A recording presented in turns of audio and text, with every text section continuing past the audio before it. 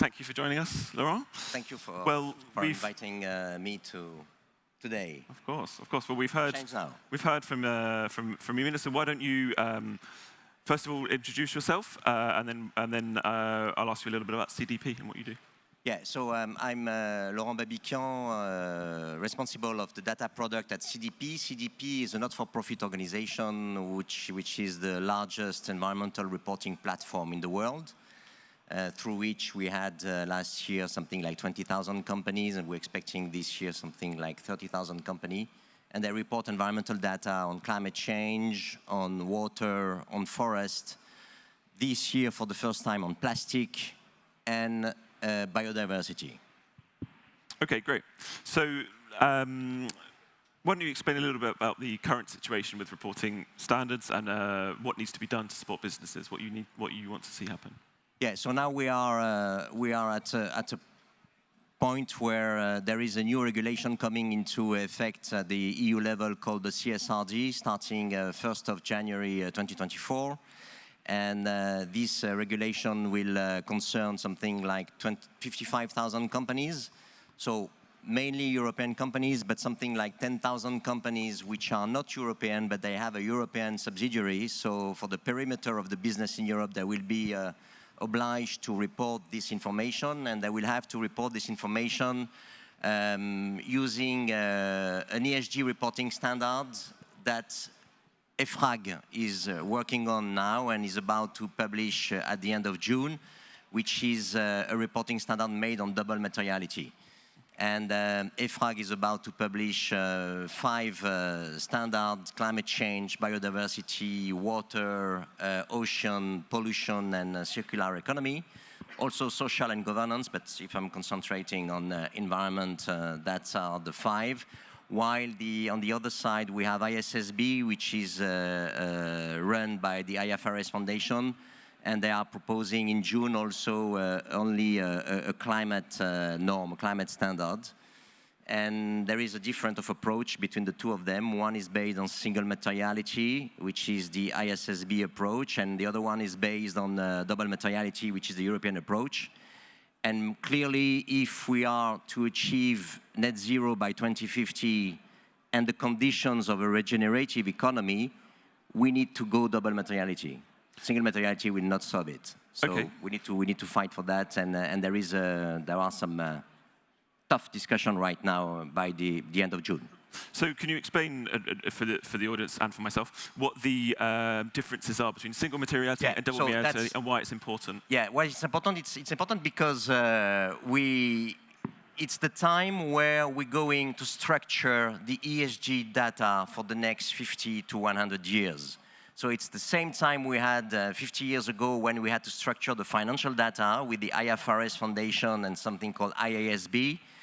Sorry for all the terminologies, but it is what is used by something like 140 countries in the world to report financial data. So now we need to report ESG data, environment, social, and governance data.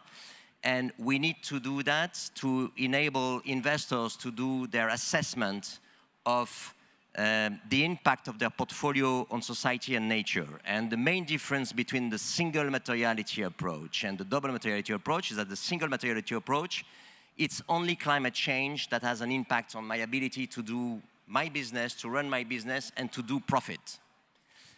The double materiality, that's the Anglo-Saxon approach, the approach from ISSB, whose president is somebody called Emmanuel Faber.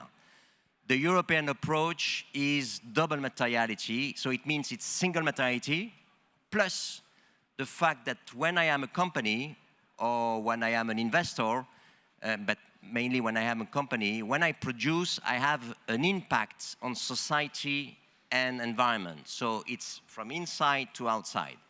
And it's by measuring this impact that we will go towards net zero 2050 and regenerative economy. If we don't measure the impact, if you're only measuring financial materiality, we will not get there. We need also to measure impact materiality, and that's the big challenge now. And there are lots of pressure right now because those 2 standards are about to be published at the end of June next month.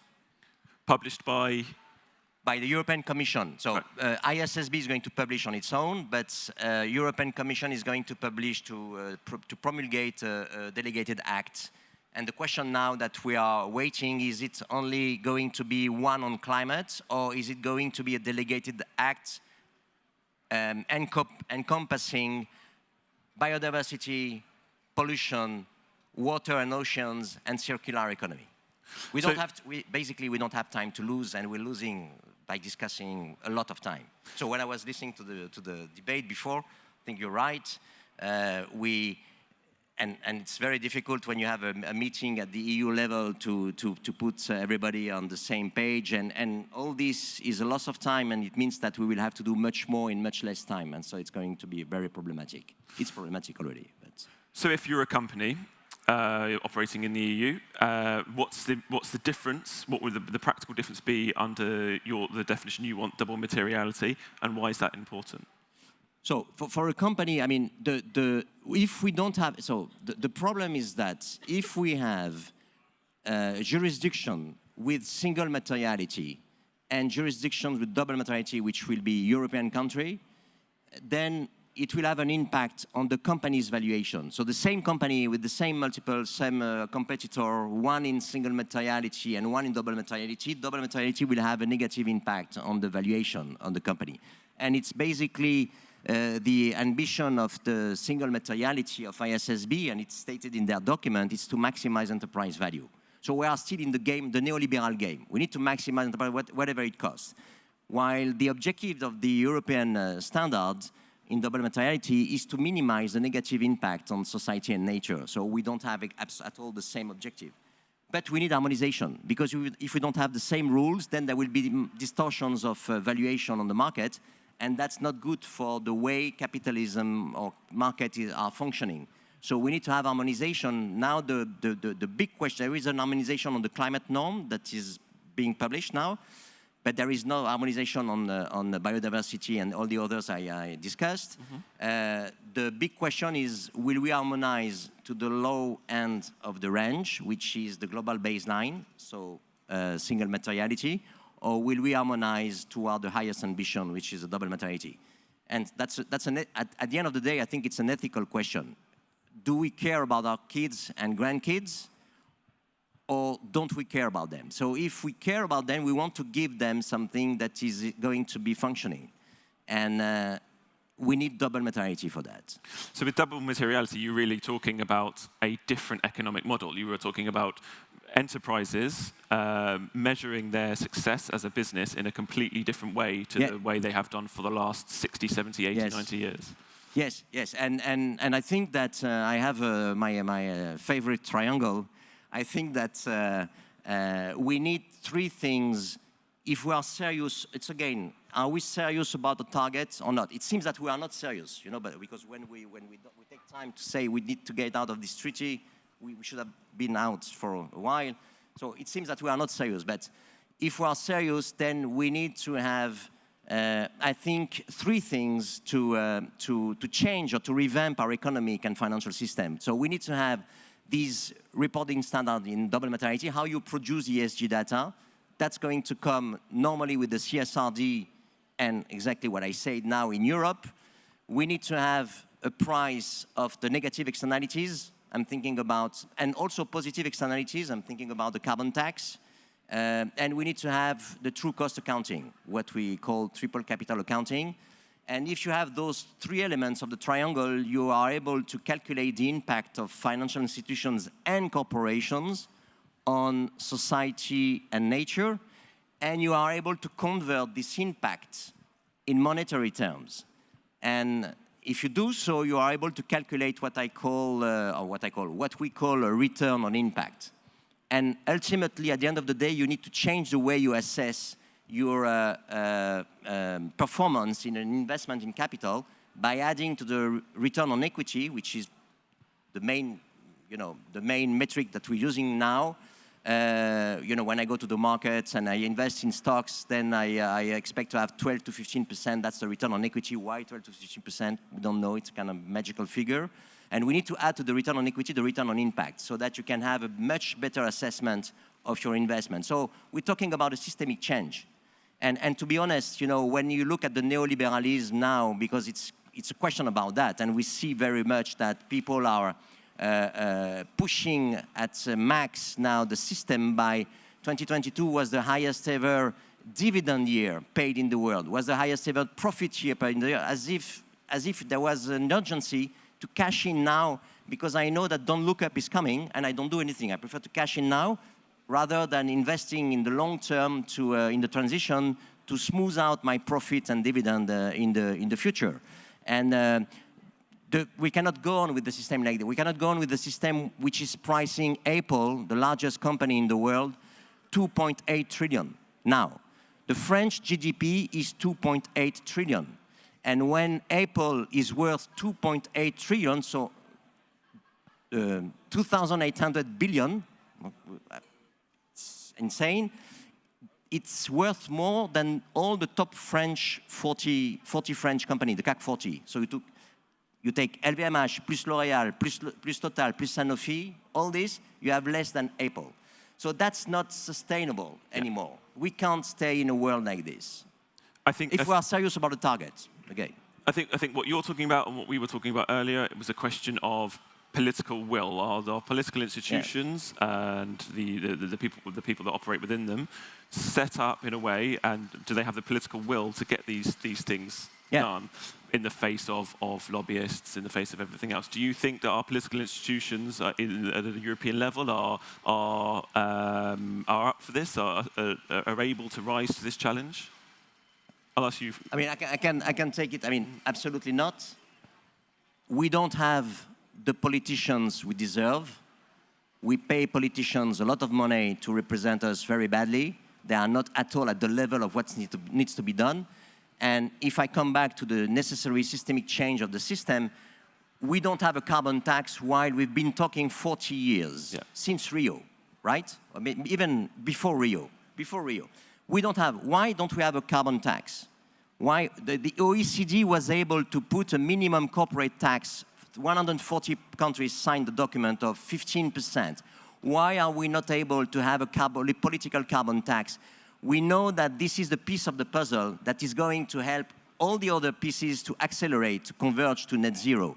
The reason is that the carbon tax destroys shareholder value. It's very simple. If you put a carbon tax of, well, the EU ETS today is 90 euro per ton. If you apply 90 euro per ton to Aramco estimated 1.8 billion tons of emissions, they just don't do a profit. They turn into a loss. Last year, they made the highest ever profit of all time, $161 billion. It's profit, not sales. They would go negative. This is exactly why we don't have a carbon tax, and this is exactly why we have Al Jaber, next chair of the COP, forthcoming COP, and it's very encouraging to see now that all the political people now are awakening to say, okay, you should not be the chair of this COP. Yeah, I think there is an important gap between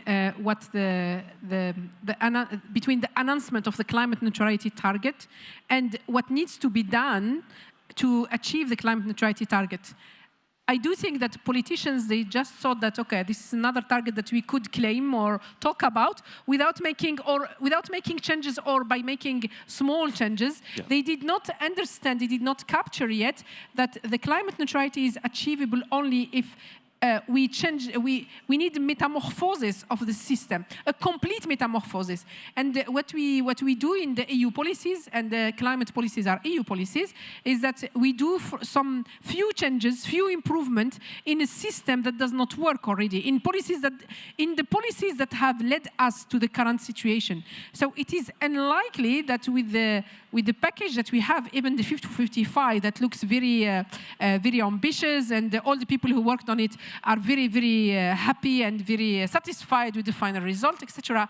But actually, the 50-55 is not different from the previous one, because 50-55, there is nothing transformative in the 50-55.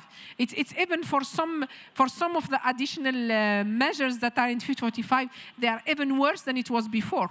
So, for example, extending the EU ETS to housing and mobility of the people is going to have an important social impact. It's going to increase the people people facing at the same time energy poverty and mobility poverty. And I keep saying in Brussels that extending the EU ETS to mobility and housing is going to unleash an EU yellow vest movement, because this is the origin, this is how we had the yellow vest movement in France. But I do think at the same time that if we have an EU yellow vest movement, maybe this is the kind of shocks that we need to wake them up, because they are in sleepy mode. Yeah. Our policymakers are sleeping. If you have, at least, yeah, right? They are paid to sleep. Exactly, with our taxes, we pay for that. Yeah, and the systemic change is necessary, and everybody is afraid of that. And again, I say again, in 2022, it was the highest ever dividend paid in the world, and the highest ever profits when you take all the listed companies. And again, it's instead of cashing in, you need to invest massively in something which will cost a lot of money. And because if you don't do that now, then you won't have biodiversity, you won't have the nature-based solution that you need to produce, and then you won't produce anything anymore. So the people are like this. There will be no life in this planet. Yeah. There will be no life. Because with the policies we have now, including with Fit 55, we are heading towards 3 degrees of average global warming. 3 degrees average global warming, this means that we will have plenty of places in the world that will be non-livable places. So we may have at the beginning some few places that are still livable, so we will have to fight to be in these few places. So maybe the head of LVMH could go there, but most of us most likely will not be allowed to go there. I don't know where these places are. Well, we could do some calculations to find that. But we are heading towards non-livable planet, and they don't. So we are still in the continuation of the system that has led to this situation, and we are heading towards non-livable planet, but I don't know what to do to wake them up. But, don't worry, Elon Musk will take us tomorrow. So we're safe. Before we get on to Elon Musk, I wanted to ask you, Yamina, as well about sufficiency. I know you wanted to talk about sufficiency, and you mentioned the Fit 55 package earlier. What is the EU package missing, do you think? Sufficiency is not in the EU package. I have been looking to all the EU instruments trying to find a bit of sufficiency. There is nothing. Okay. So sufficiency is not a new concept, but it was brought to the energy transition in Europe by a German colleague, Wolfgang Sachs, in the 90s. For some reason, it did not fly in Germany, but it crossed the French border, and it did fly in France because it ended in the ears of an NGO, Negawatt, and then they developed the first scenario for the transition of the French energy system that considers sufficiency, and then it became debated in the French society, and this is how we ended in 2015. 2013, 2015, we had a debate about the energy transition, and we ended with the law, 2015 energy transition law in France, that includes sufficiency. But the fact that sufficiency is there does not mean, first, we did not define it. In French, we use the word sobriété for sufficiency. So could you define it for us? Yeah. So because the story is a bit, so it was not defined in the French law, but the word is there. So the French energy transition law is based on sufficiency, efficiency, renewables, but without definition. When I joined the IPCC in 2018, I went with my French thinking because sufficiency was part of the debate in France. So for me, it was obvious to have sufficiency. And then my colleagues told me, what is that? What is the definition? This is where I looked again to the French law, and they realized that there was no definition in the French law. So we had to work hard to find the definition. And actually, this is how I realized that the French perception of sufficiency is a bit misleading, is a bit narrow. So sufficiency is defined around 4 pillars. If one of the pillars is missing, you are doing something, I don't know what, but it's not sufficiency. And this is what the French government is doing now. So sufficiency is first set of policy measures and daily practices. The order in these two words appear, these two concepts appear is very important. So it is the policies that trigger the daily practices that will lead to behavior change. Right. But the French understanding, at least our government understanding of our government, is about behavior change of individuals. So basically putting the pressure on individuals only without putting in place the policies. Why this is wrong? First, in terms of emission reduction, we made an estimate. Emission reduction through behavior change is very, very low.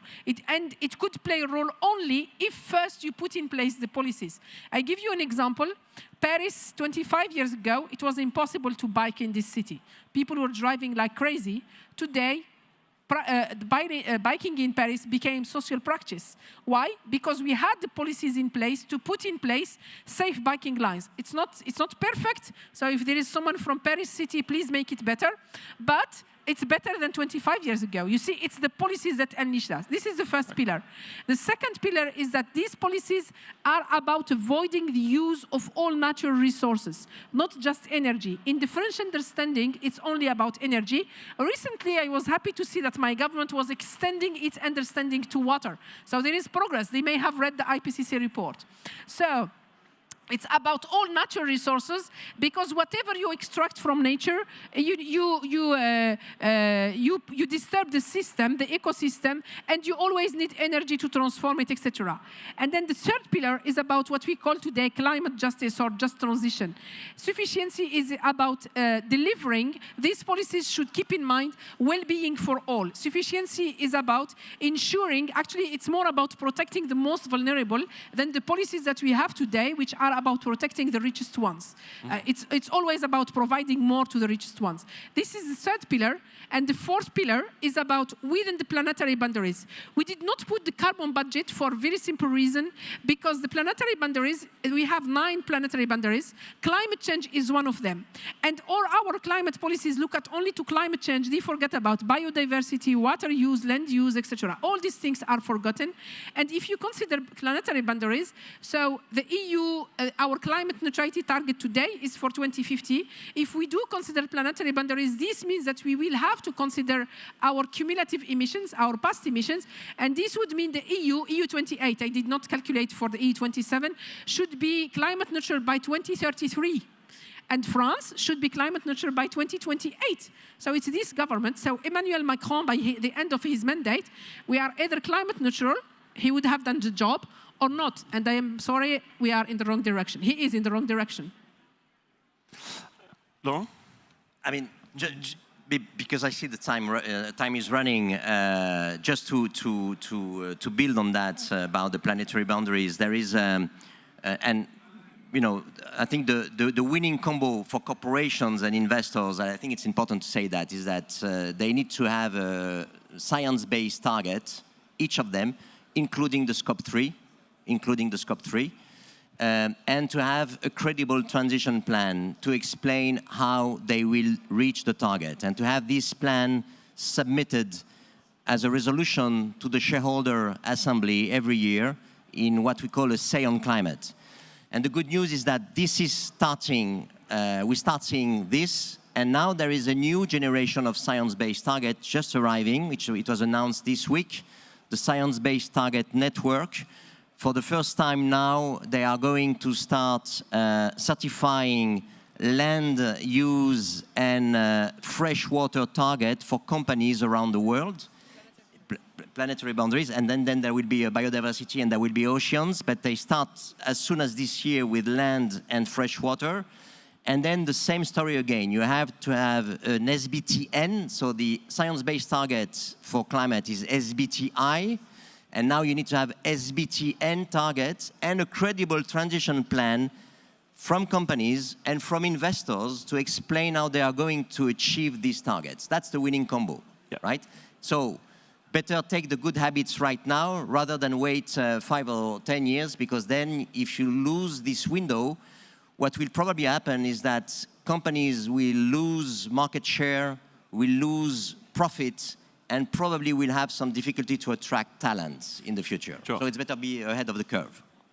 So we made an estimate for the IPCC report on mitigation, and we show that if there is the cost of inaction, or all these delays that we see everywhere from policymakers and from the corporates as well, is much higher than the investment to be made today in the action, in the climate and nature restoration action. So that's why if they don't do it, it's very hard to understand why they're not doing it, actually. Better cash in dividend and profit, much better. You get richer, I mean, I don't want to explain the example of a French company called Yamina Saheb, but we could. It's a privately owned company, and they made historical profits by paying only 2% because it's an anomaly at the EU level. So better cash in now, and we don't know what's going to happen. Of course, of course. Now, this 2 minutes left. This session is called Europe: A Call to Action. So 30 seconds each. What's your call to action to European policymakers? They must consider sufficiency in the policy, in the climate policies. Otherwise, we cannot decarbonize. Great. They must fight or not be open to any lobbying that is hitting at the doors in Brussels every day. And so we need to counter the very negative effects of high-emitting lobbyists. I think that's a big problem, and I know some MEPs recently wrote a letter to von der Leyen and Biden around COP28, and it's why I think events like this are so important to counterbalance that influence. Well, thank you. We are out of time. Thank you for joining us. We got through a lot of different topics in a short period of time, and thank you everyone for listening.